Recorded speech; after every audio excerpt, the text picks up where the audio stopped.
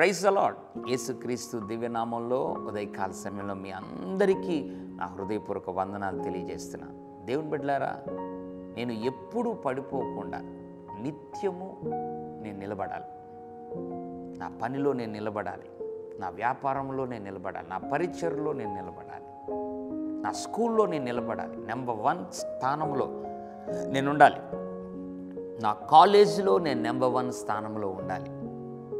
నాకు ఉన్నటువంటి ప్రతి పరిస్థితుల్లో నేను నెంబర్ 1గా ఉండాలి. నేను ఎక్కడ అడుగు పెడతానో అక్కడ నేనే పై స్థానంలో నిత్యము నిలబడాలి అని ఆశపడుతున్నావా? ఆశ ఉండడం తప్పుగా, కానీ ఎప్పుడు మనము నిలబడగలమో తెలుసా?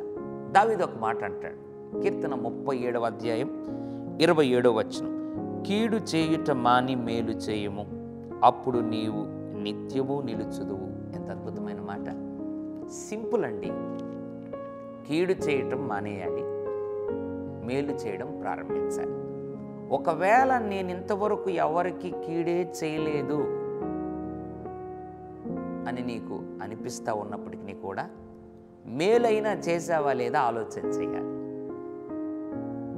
ఈ మాటకు అర్థం ఏంటంటే, కీడు చేయటం మాని మేలు చేయం.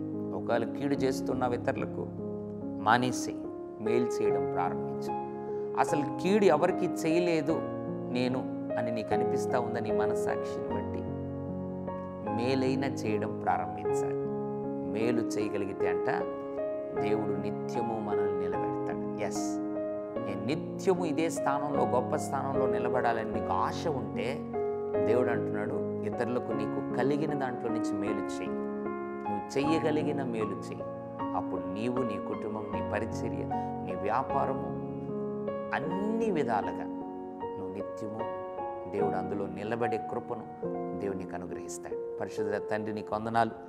కీడు చేయటం అని మేలు చేయము, అప్పుడు నిత్యము నిలుచుతూ అన్న వాగ్దానాన్ని బట్టి మాట్లాడినందుకు స్తోత్రం. ఎంతమంది అయితే ప్రభు కీడు చేస్తున్నారో వారిని ఈ దినం నుంచి కీడు చేయకుండా నాయన మేలు చేసేవారుగా చేయండి. ఎంతమంది మేలే చేయకుండా ఉన్నారు, వారు కూడా మేలు చేయుటకు మనస్సును పుట్టించి తద్వారా నిత్యము వారిని, వారి కుటుంబాలను నిలబెట్టమని యేసు నామములో ప్రార్థిస్తున్నాం తండ్రి. ఆమెన్. God bless you.